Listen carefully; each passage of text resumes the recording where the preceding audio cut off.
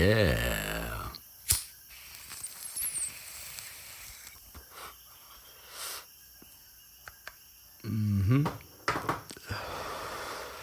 How y'all doing? Y'all good?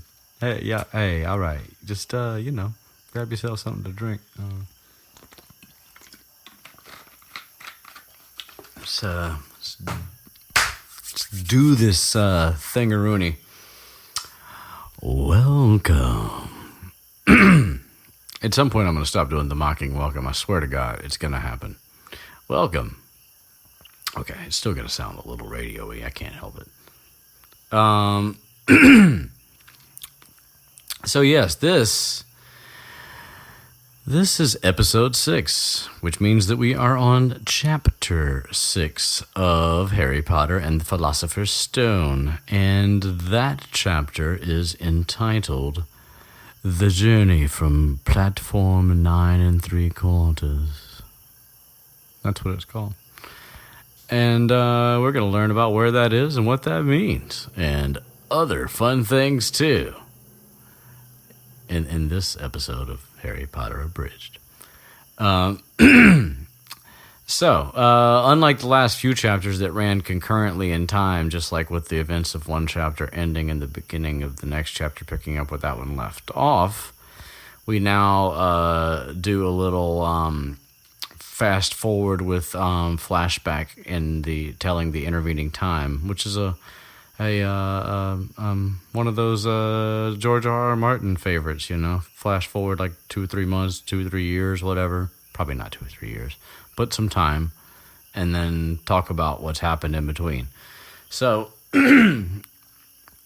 we hear a little bit about Harry's last month at the Dursleys, which he says is a bit of an improvement, but it also kind of was depressing because basically they ignored him to the fullest. They pretended like he was not there, and Dudley pretty much was scared of him and wouldn't stay in the same room with him. So, in many ways, an improvement, but yeah, it's got to be, I don't know, it's like outward dislike or, silent treatment. I don't know. The whole thing sucks, but, anyway, so Harry hangs out in his room. At least he has a room now. He doesn't have to hang out underneath the fucking stairs.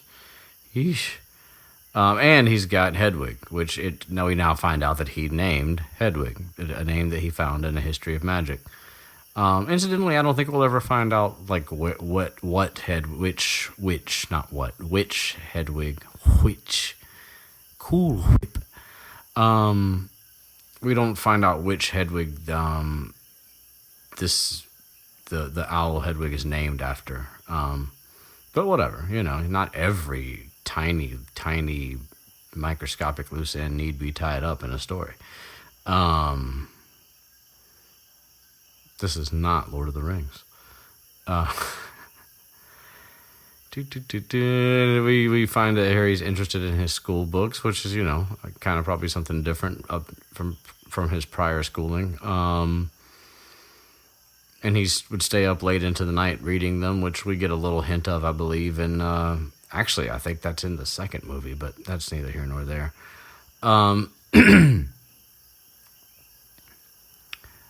And for the time being, I guess the Dursleys aren't saying anything about Hedwig. That's going to be an on and off problem. But it mentions here that Hedwig's bringing in dead rats and stuff, or dead mice. Which obviously Aunt Petunia would not be cool with at all. And he's ticking off the days, waiting to go to Hogwarts. And really, can you blame him?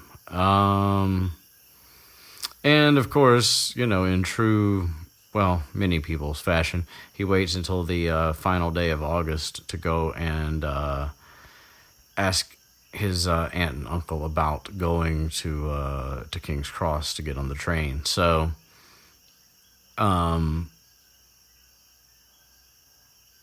it just so happens it's kind of one of those weird perfect coincidences. But we mentioned in the last episode that Harry had never been to London before, and it just so happens that now granted, obviously they were going to have to do something about the tail on Dudley that Hagrid gave him.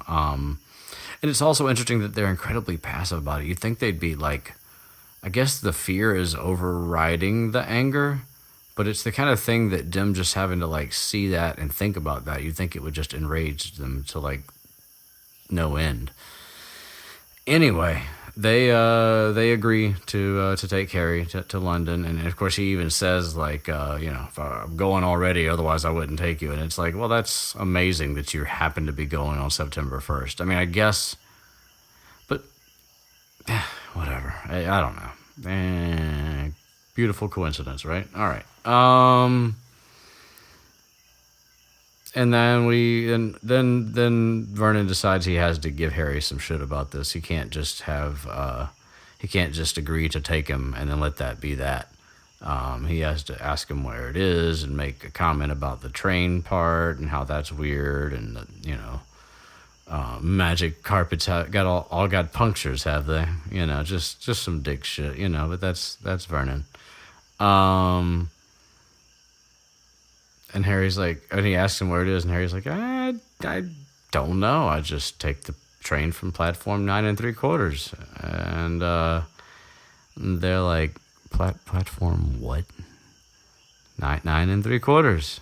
And they're like, yeah, that doesn't exist, right? There's no platform 9 3/4. Like, come on, man. He's like, it's on my ticket. That's what they told me to do. I got all the things, the supplies. I have no reason to doubt them. But I gotta say, I don't think I've ever heard of platform 9 3/4 now that you mention it. Anyway, so they're like, yeah, we'll take you. Good luck.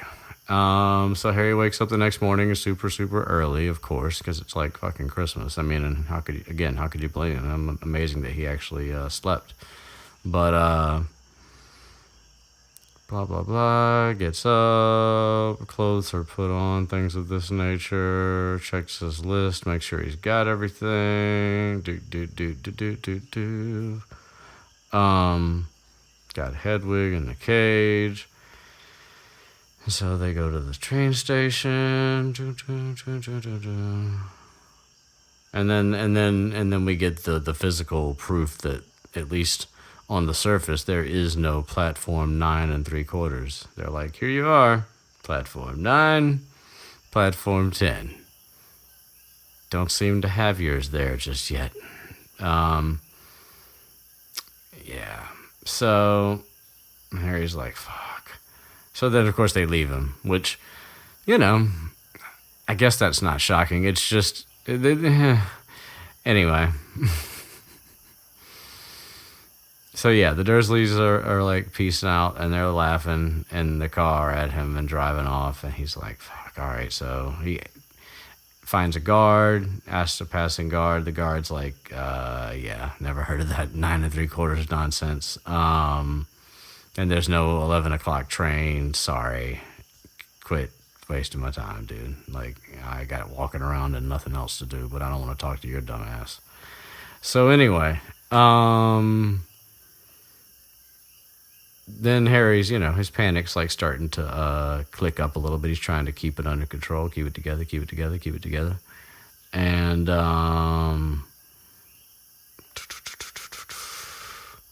he's like, yeah, what did Hagrid must have like left something out, which is,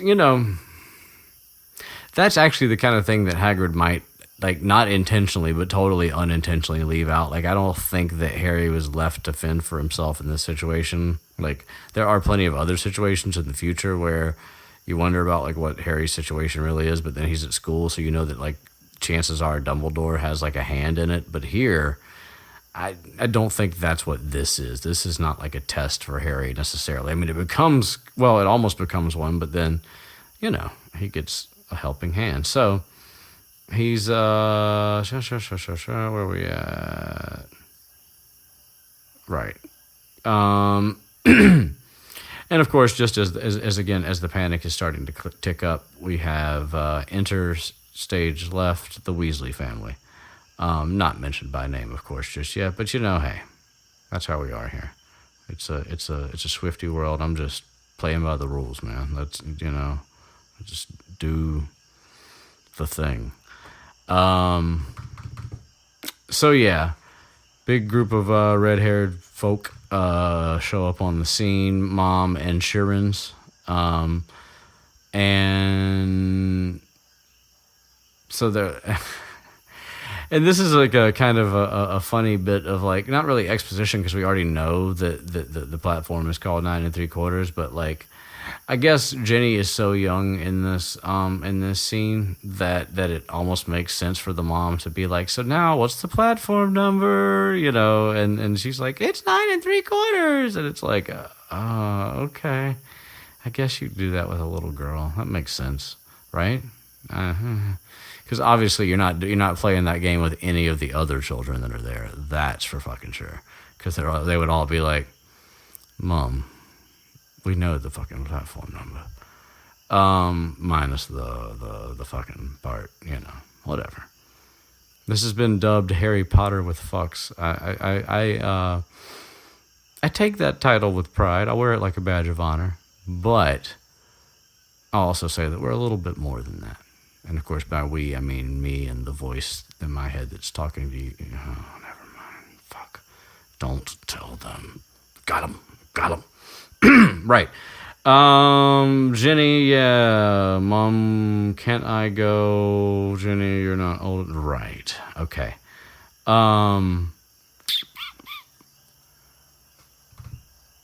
And so Harry's like, all right, well, clearly these people are going where I'm going, and I need to figure out how to get there because I don't see any signs. And we get, again, like, Rowling likes to write things as though they are a movie scene, kind of, and I kind of appreciate that. I mean, because he doesn't overdo it, but like, so the oldest one, Percy, who anybody knows anything about Harry Potter knows who Percy is. Goes first, and right when like Percy goes where he's gonna go, a bunch of people like cross in between the Weasleys and Harry, and so they're like everything's obscured, and as soon as the people clear away, Percy's gone, and you're like, right, missed that one. But of course, it's not gonna like unlike some movies, it's not gonna happen like again and again. So anyway,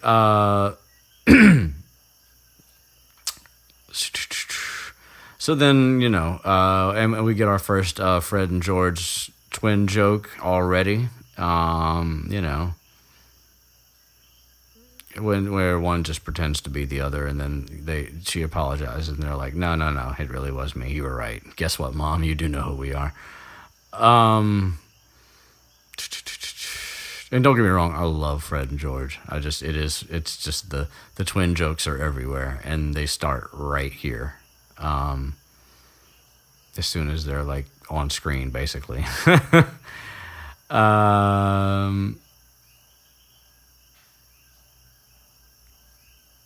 And so Harry watches, and he doesn't blink, and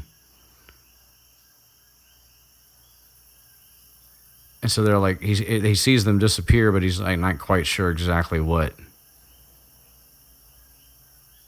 going on. So he's like, all right, I can't just watch them all disappear. So he finally speaks up like, hey, yo, hey, help. And Mrs. Weasley, beloved Mrs. Weasley. I do love Miss Weasley. I like most of the characters, clearly, but some more than others. Anyway, like Mrs. Weasley has her annoying moments, but like she's like, well, she's like Harry's surrogate mom for one thing, and so there's that in and of itself, and she really loves him, so there's that. But anyway, that's all yet to come. So let's stay here in the here and the now and the here and the now. And so, yeah, she's like, first year, and he's like, yeah. And he's like, the thing is, about that, what the thing that they did, through the wall, the disappearing thing. And she's like, oh, you need to know how to get on the platform. And he's like, yes, that thing is the thing I need to know. And of course, she's like, no problem. We're good. You just got to walk at the barrier. And he's like, okay. And she's like, don't stop. Don't be worried. You're not going to crash into it. Just go. Do it a bit of a run. So she, unlike other times when when for some reason they don't get sent ahead of the adults, this time Harry gets sent not only ahead of the adults but ahead of Ron too, so that there's no way anything can, happen. Not that you would expect it. We're not really far enough in the story to be worried about something happening to Harry yet all the time. We're really not. That's not like faux sarcasm or anything. Faux sarcasm. Never mind. Anyway, so Harry's like, all right, you say so. I mean, everybody else disappeared. It should work for me, right? So, sure enough, he heads towards it, and then he picks up a little speed, and then he's like, oh god, I'm gonna run into this wall, and then of course, ta-da, he doesn't, and now he sees the Hogwarts Express, and the smoke's billowing, and there's people everywhere, and it's pandemonium in like the good way, and so yeah. And the platform and 9 3/4 sign is there, and he's just like super relieved, and it's small victories for Harry early on.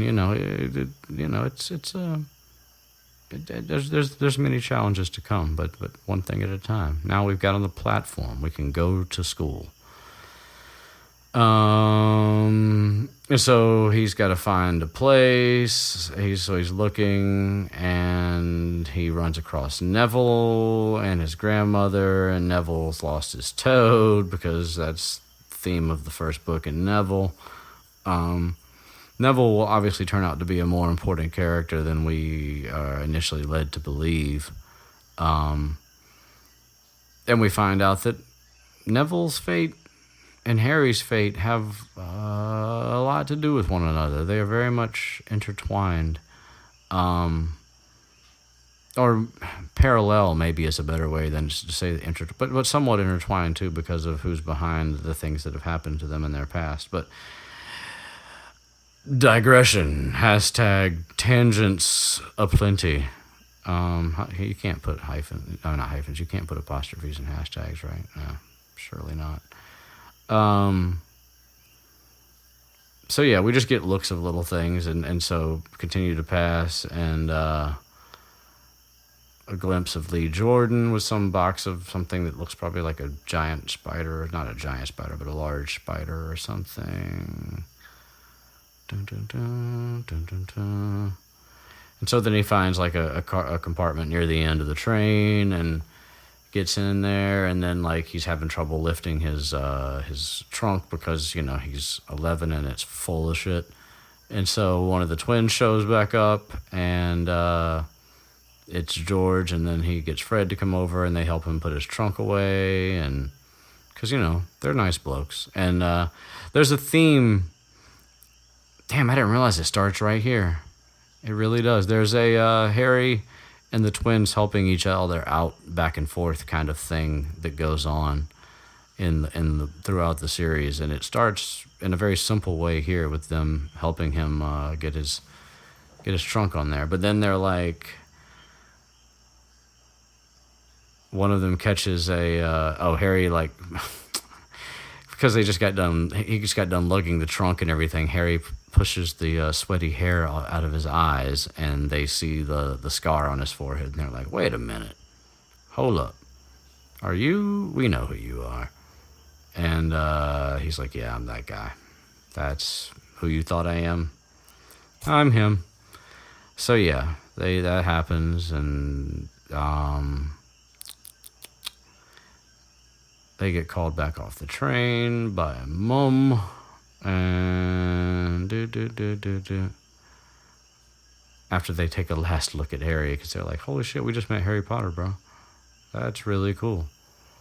And that's the thing about Fred and George too, is like they're I don't know, they're like, generally speaking, they actually are good natured. They're just jokers, but they, like, and them wanting to know about Harry Potter is less about not making fun, but less about making a spectacle out of Harry than it is about like knowing about like the history of like, Voldemort and stuff that's happened, and because their family's involved in that too, and or has been, and so yeah. Anyway,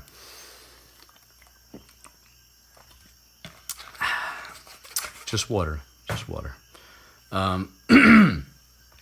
And so,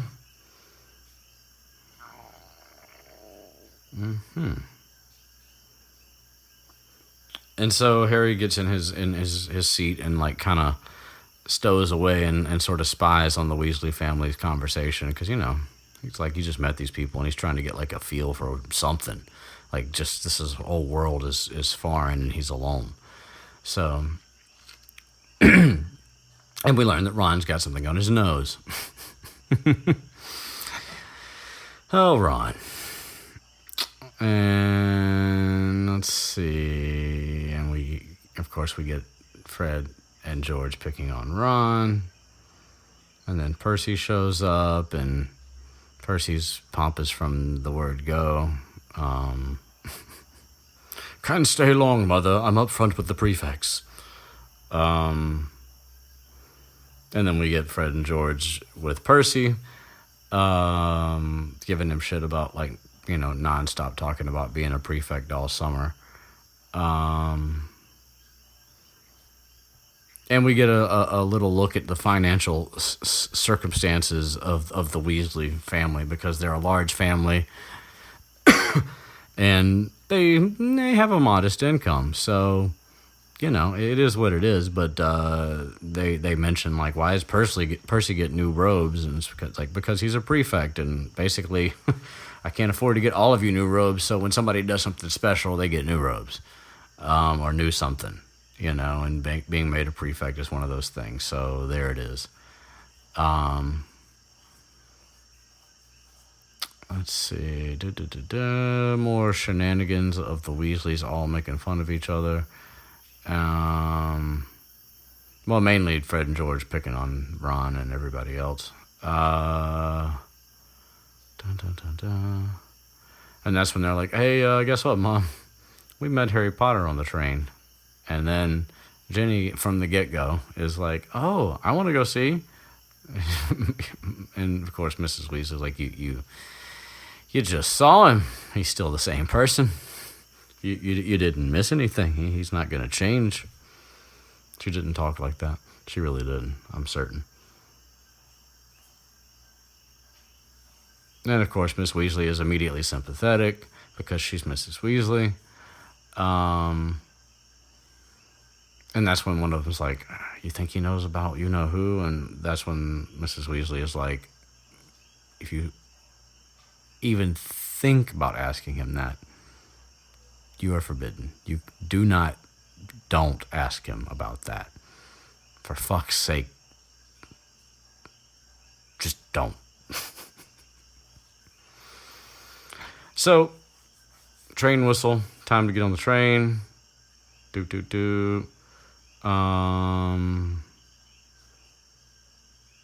then, where is it? Here we go.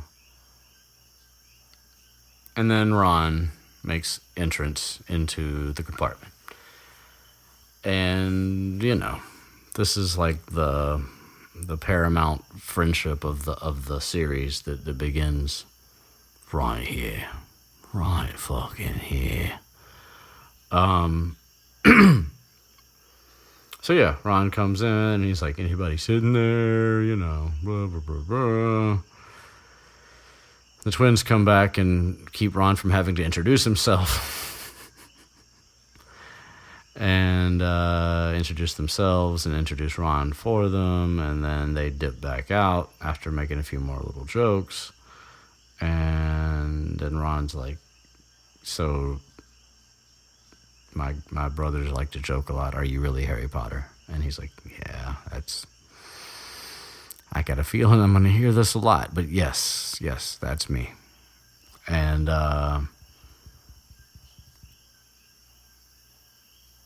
then Harry shows him the scar, and he's like, that's where, and he's like, yeah, and he's like, but I can't remember it, and Ron's like, really? And he's like, yeah, green light, but nothing else.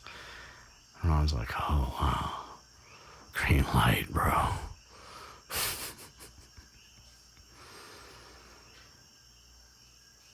But it's funny because we get a chance to see that even though Ron is part of a wizarding family and has, you know, several siblings and a pretty big family and otherwise, Ron doesn't have, in his mind, he's, I don't think that Ron feels, well, first of all, Ron's 11 too, so let's keep that in perspective. He obviously hasn't figured everything out yet. But I think he appreciates his family. He just doesn't love being the youngest one. Well, I'm sorry, Jenny's the youngest one. He doesn't love being the youngest of Bill, Charlie, Percy, Fred, George. The youngest of 6 boys. I mean, it's hand-me-down hell, you know. So yeah, you know. So anyway, point being is that Ron doesn't feel entitled or special because he's in a wizarding family. That's my point. And part of that is because that's the Weasley way. Like, they don't, like Mr. and Mrs. Weasley they're kind of anti that whole thing. So anyway, point being is that Ron and Harry are kind of equally fascinated with one another here. And it takes them a little while to sort of realize that. And as we'll learn later, to a certain degree, I think that from Harry's end, the relationship sort of normalizes. But as far as Ron is concerned, like, it takes a little longer. I think he stays envious of Harry for a bit longer than is practical. But again, you know, we're talking about people who are going from preteen into adolescence, so you know, these kind of things can happen. But anyway, we're getting way ahead of ourselves, and you know, we're gonna do that, but still, pumping the brakes and backing up a little bit. Reverse.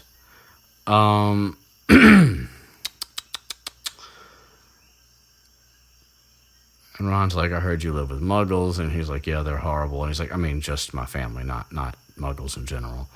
And yeah, it's like Harry, like, I wish I had wizard brothers, and Ron's like, yeah, I don't know, you really want that, not if you're gonna be the youngest one. So yeah, and Ron's all like, yeah, everybody's done all the good stuff. I can't do anything, but I've got to live up to it anyway somehow. Rah, rah, rah, rah. You know, so. And then we get our first look at Scabbers, a.k.a. Pettigrew.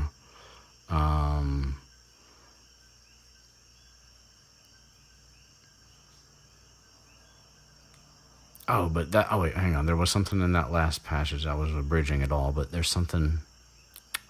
The wand thing. And when Ron kind of like, he like lists his hand-me-down items that are like a major part of his situation going to school, and he's like, I've got Bill's old robes, Charlie's old wand, and Percy's old rat.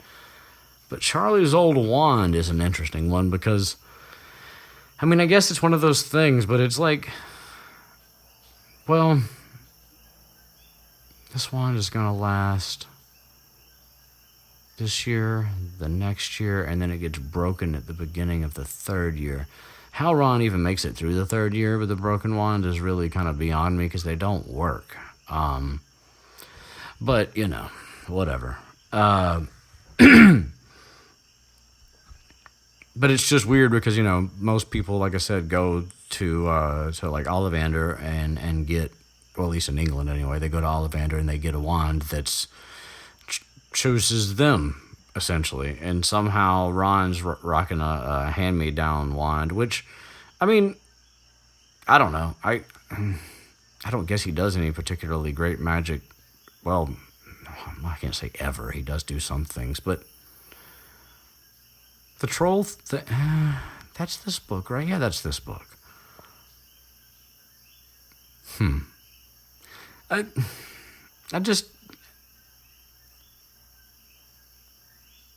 don't know. It's just a little weird because obviously Hermione got her wand and it picked her, and Harry the same, and But I don't know. Maybe that's purposeful. I mean, I'm sure it is. Rowling's not stupid. But it's just interesting that Ron's first wand isn't one that he went and got for himself. So yeah. And we find out too that the older Weasley siblings have all kind of had a fair amount of notoriety. Like it's been a somewhat respected name, at least in the earlier year. You know, when Bill and Charlie both went there. One was a head boy, one was a Quidditch captain. Percy's now a prefect, and Fred and George are just like the class clowns, like the class clowns of all class clowns. Like they really, being the tag team twin duo just makes it like double trouble for real, and it's amazing. So anyway, yeah. Scabbers, hand-me-downs.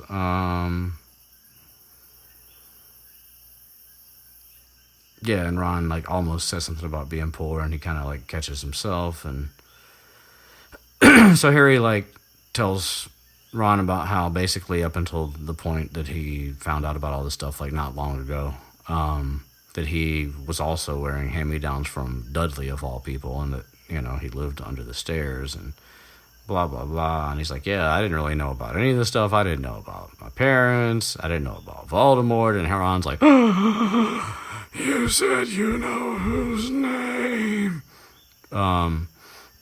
He probably didn't say it like that. Shocked and impressed was the tone that he's actually supposed to have. But it's the Harry and Dumbledore say Voldemort and everybody else freaks out thing that happens a lot. And Harry's like, I'm not trying to be cool or brave or any of that shit. Like, I just didn't know you weren't supposed to say it. Like, it's, it didn't mean anything where I'm from. Like, I've never heard people say he who must not be named or any of that shit. So, yeah, and there's just a lot of insecurity sharing here, which, I mean, that's reasonable. It's first day of school, They both have reasons to be insecure. And Harry's like, I'm going to suck at this. And Ron's like, you won't. There's plenty of Muggleborns. You're better. You're not better, but you're no worse off than they are. So...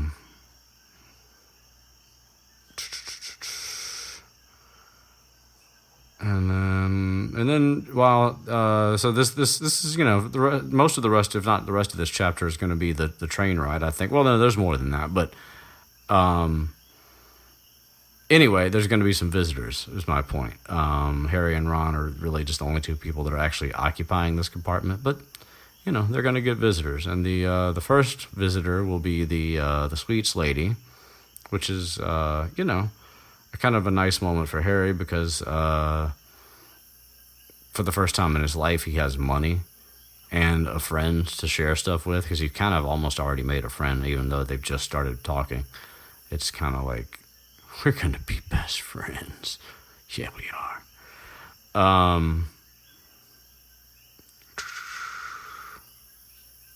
And so, yeah, Harry just buys like a little bit of everything, essentially, off of the trolley. And they just fucking pig out on sweets, which, I mean, at 11 years old, like, is there really anything better than pigging out on sweets with your friend? I mean, there probably is, but that's pretty good. It's pretty good. And we get mentions of the chocolate frog cards, which have the chocolate frogs, which have cards that come with them, and the cards are essentially like wizarding collecting cards, like baseball cards, or I'm sure that people who don't live in the States have other things that they collect cards for that aren't baseball. Anyway. And so here we get a big clue, because Harry gets a Dumbledore card, and he's like, oh, this is Dumbledore. And Ron's like, don't tell me you've never heard of Dumbledore. And of course, they don't give Harry the chance to say, well, yeah, I've heard of him. I got my letter, but I've never seen him, because obviously he hasn't seen him. Anyway, but that's neither here nor there. And Ron's like, well, yeah, I want to get, I have a bunch of these and I'm trying to collect more. So, in addition to them being chocolate, can I have some? And of course, Harry's like, yeah. So anyway, Harry takes a look at Dumbledore's card, which has a major clue about the story we're reading. This particular book, I mean, not the overall story. And it says that Dumbledore is famous for several things. One, the defeat of the Dark Lord Grindelwald in 1945. That relevant to later books. For the discovery of the 12 uses of dragon's blood. And for his work on alchemy with his partner, Nicholas Flamel. I'll just take that one and file it away in your brain box there. Somewhere in the back. Just hold on to it. Nicholas Flamel.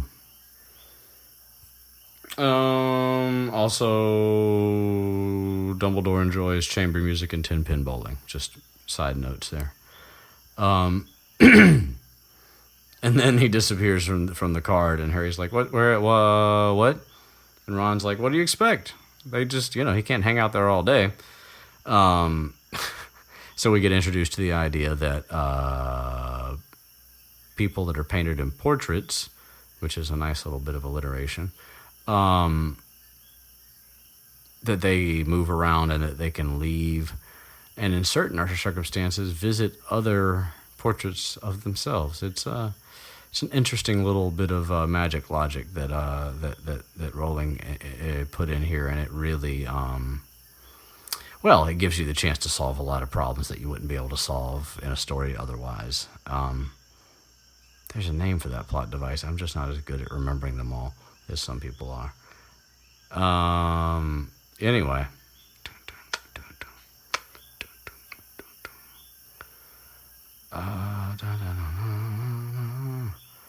So, yeah, more cards. We get the Bertie Bott's Every Flavor Beans, which is a cool little gag because you really don't know what they're going to... Which even in a world full of magic, I always wonder, I'm like, why would you want to buy a bag full of beans where, at least half of them are going to be some shit that you never, ever, ever, ever, ever wanted to taste? Or maybe it's not a half of them, but it's a significant portion, it seems like. I don't know. It's just... It's a neat product idea. Whatever. That's one of the ones I've always been kind of like, unless there was some sort of way to visually identify all of them. But that's sort of the point, apparently, is that you have to guess and then try a bite. I guess it's a fun game. I don't know. That's not the way I imagine eating jelly beans, but whatever.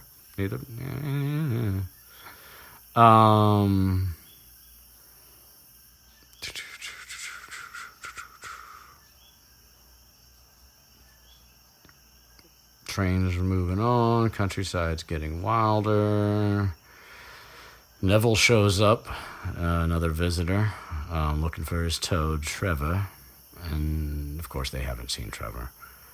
But, of course, I mean, they're on a train. He's somewhere.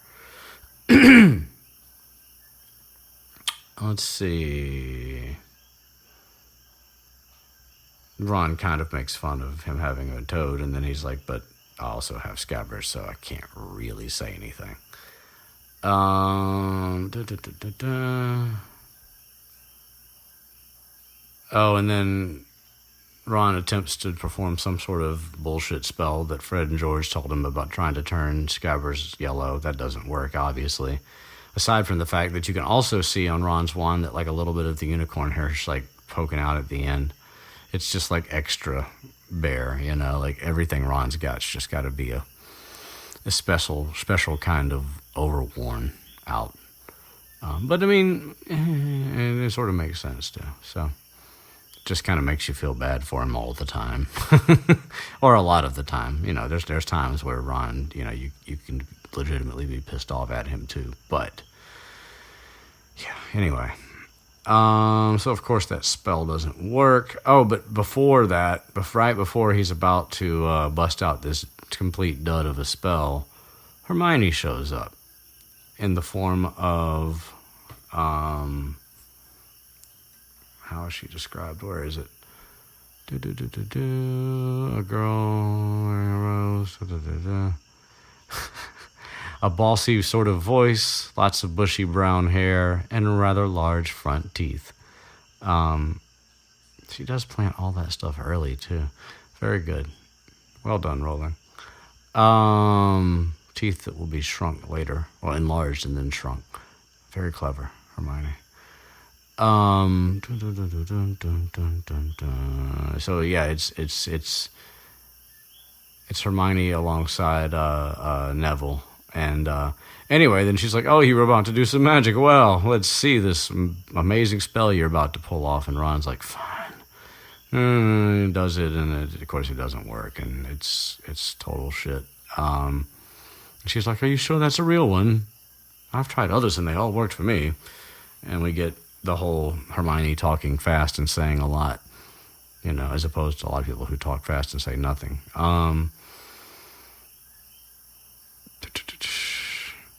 Yeah, on and on, and then she introduces herself, and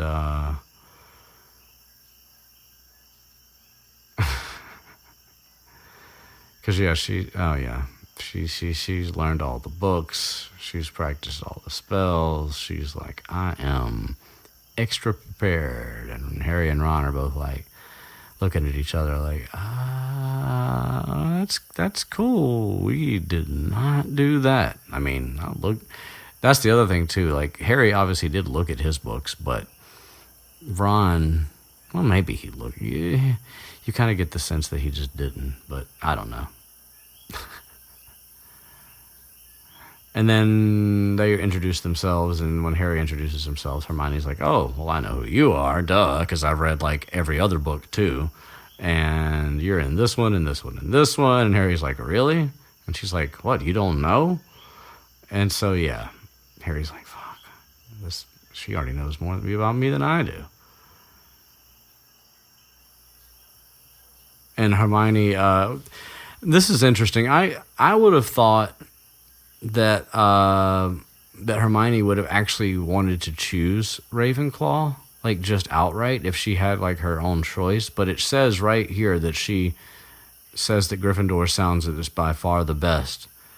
But then she does say, but I suppose Ravenclaw wouldn't be too bad. And I'm like, that's an interesting... I mean, I guess it makes sense when you look at some of the things she ends up choosing to do as a character later on. There is definitely a brave streak in her, but she is, like, by far the cleverest.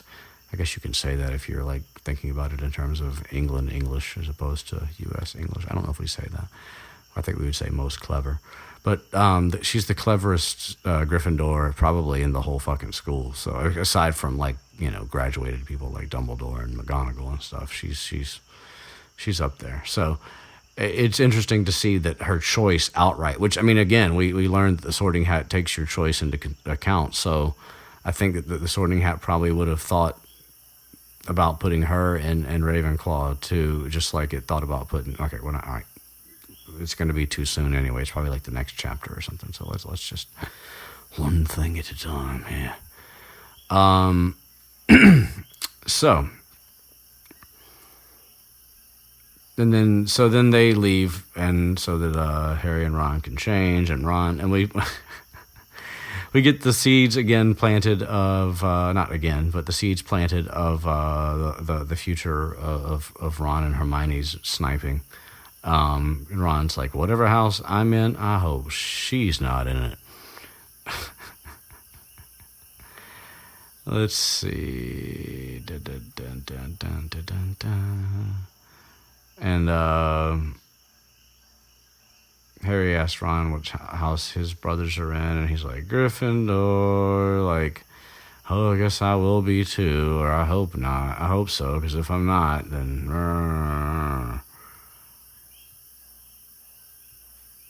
there's a mention of Slytherin, and that Voldemort was in Slytherin, but of course Harry catches himself and does the I mean, you know who...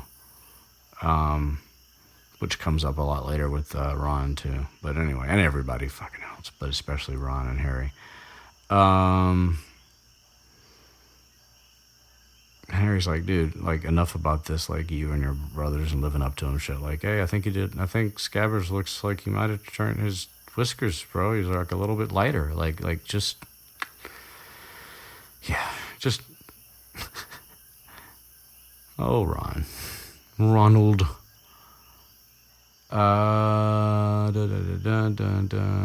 hear a little bit more about Charlie and Bill. Charlie's in Romania studying dragons. Bill is in Africa doing something for Gringotts. And these are Ron's oldest brothers. And kind of the coolest ones for all intents and purposes. I mean, well, that's hard to say, though, because, I mean, Fred and George are really fucking cool, too. So, I don't know. They're cooler in a way because they're older, and these guys are 11. So, you know, and they're not like typical adults. They're a little left of center, and so yeah, we won't see them for a while, but they're cool. Dun, dun, dun, dun, dun, dun, dun, dun. Oh, and so after having Gringotts in the last chapter / episode, we get a mention here that Ron saw in the Daily Prophet. Well, their whole family would have seen because it would have been news at the ministry where Ron's dad works. But anyway, somebody had tried to rob a high security vault at Gringotts. And Harry's like, wait a minute. I just got done having like this big extra lecture and reading a poem and getting it a little bit more hammered into my head, and Griphook going over it with like the whole thing. And so now you're telling me that somebody tried to rob this place, like the unrobbable place. And then he's like, so what happened? And they're like, Ron's like, nothing. And that's the weird part. They didn't get caught.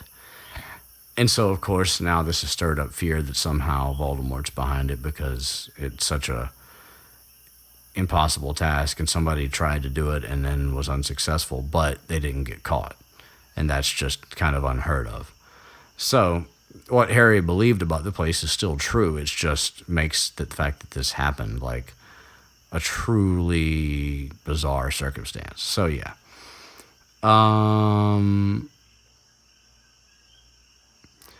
And it's at this point that like Ron mentions "you know who" again in that phrasing, and Harry's like starting to be like, man, every time I hear somebody say this, it's starting to kind of give me that like, it's giving him the heebie-jeebies, you know. It's giving him that kind of feeling, you know. Anyway, and then Ron actually changes the subject to Quidditch, and Harry's like, I don't know any teams, and then Ron's like, oh yeah, Quidditch, it's the most amazing thing. And then it's not actually particularly much described here, but it's mentioned a little bit, just enough to again remind the reader about it. And then, you know, it's just described that Ron tells Harry more about the game and stuff. Although it still feels to me that the Harry doesn't really grasp it until it comes down to, well, later, is my point. All right. And now our final visitors to the Ron and Harry compartment are three boys, with the one in the middle being that one that Harry ran into at Madame Malkin's, the pale boy with the sharp face features and shit, aka Draco Malfoy. And then he's got his cronies, Vincent Crabbe and Gregory Goyle. I don't think they're actually mentioned by first name here, but, you know, that's a little insider info for you there. We got all that here, all that. And of course, Crabbe and Goyle are like kind of like giant, big blokes, you might say. And so, yeah, Draco's a dick, and he makes fun of Weasley because Weasley laughs. Ron laughs when he says his name. But then he's, you know, there's there's like an animosity between the Weasleys and the Malfoys, and it extends up through the fathers. But anyway, so of course Malfoy has to make a shitty comment about the Weasleys being poor and having too many children. So that's great, just little, just, well, I can't even say it's pureblood pride because technically speaking, Ron's a pureblood too, but they call them, what do they call them? God. Well, I mean, not just Muggle sympathizers. There's like another, it comes up way later. It's not important right now. We're in the first book, Brandon. We're in the first book. Let's keep it going. But that's, yeah, so Malfoy, like, does his whole, you'll find that some wizarding families are much better than others, Potter. And he actually, like, tries to, like, give him the old handshake, like, you can come and hang out with me and my cool people if you want to. And Harry's like, yeah, I think I could tell who the cool people are, and I'm thinking you're not in that group, buddy. Malfoy's like, well, all right, buddy. Careful. Because, you might go the same way as your parents. You don't want that, do you? Which, of course, it's a lot for an 11-year-old boy to be saying to another, like, about his parents being killed, murdered, like, that's just, I don't know, that's kind of heavy. Like, and it's like, does Draco really know? I mean, did Lucius Malfoy really think that was a good idea to like have Draco know about all of that? Whatever. Anyway, so yeah, Malfoy does his usual, like, make fun of everybody in the room, and then they try to jump him. But they don't. They stand up, though. And then, right as, they're like, they're like, get out, leave. And then Malfoy's like, I don't want to leave, and you've got food. And then Goyle reaches out to grab something, and Scabbers, of all, not, well, technically people, but nobody knows that there's a people involved, jumps on Goyle's hand and, like, bites into his finger. And we have to, like, so anytime I'm, like, rereading these books, I try to remind myself, anytime I see Scabbers doing something, that it's not a rat. It's Peter Pettigrew. Like, let's keep that straight. And for, well, man, if you're reading this for the first time or listening to this without having read ahead, well, obviously you knew that the spoilers were there, but I'll try to keep this brief. I will keep this brief. Peter Pettigrew was a friend of James Potter, Harry's father, and he did some fucked up shit.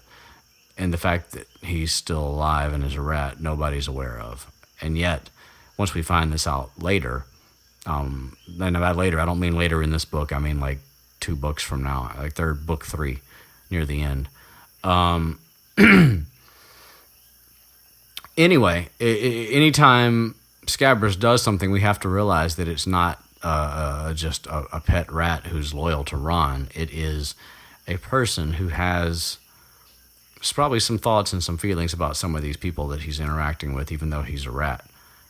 So the fact that he chooses Goyle, and even though he doesn't know Goyle specifically, he knows his father, and when he heard the name, so it's just kind of interesting, just kind of funny. But yeah, he bites the shit out of Goyle, like sinks his teeth into his knuckle, and this sort of like breaks up the whole like we're about to fight vibe, and Goyle's like shaking the rat around and finally flies off him and flies across the room, and then they leave.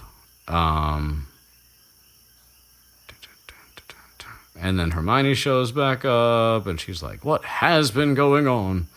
Because because, it's Hermione, and she just got there. So she's full on Hermione.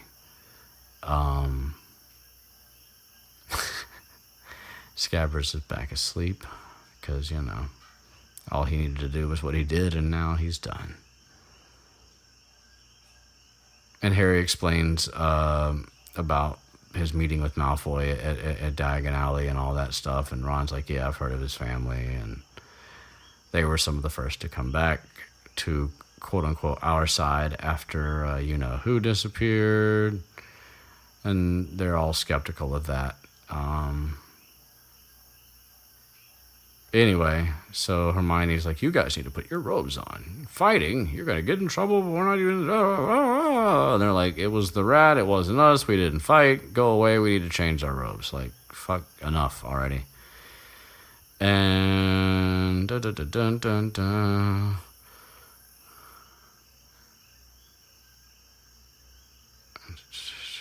It's getting dark. They're almost to Hogwarts. Well, at least they're almost to Hogsmeade Station anyway. And now Harry can see mountains. The terrain has changed.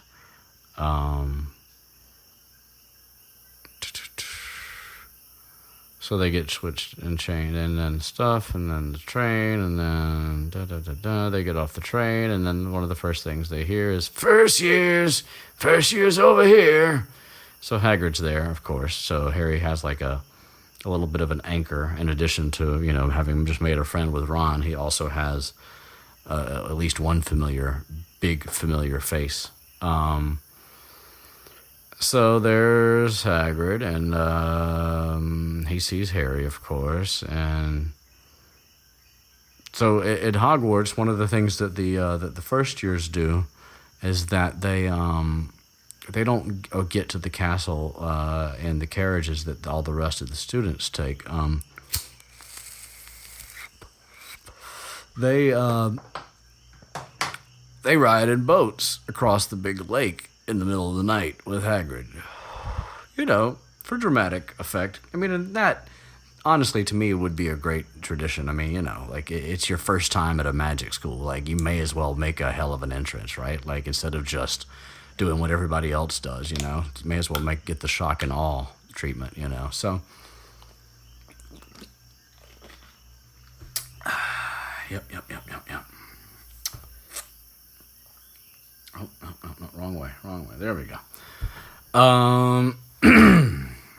So, yep, we get the oohs and the ahs. Like I said, it's a good way to go, and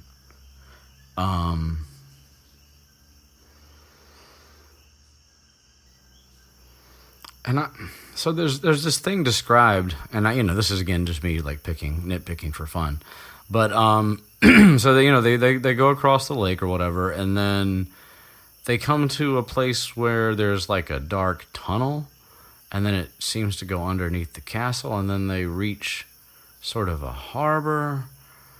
And I don't know, I guess my whole point simply is just to say that later on, and probably this book and definitely in other ones, Harry and Hermione and Ron, like, they do a lot of different things on the grounds, and just this particular thing is just never really mentioned again. I mean, the first year's coming over on the lake is mentioned again, but this going under a tunnel that goes under the castle that has a little mini harbor, and then they go up these things, and then I don't know. I guess maybe there's just no reason to mention it again. But anyway, whatever.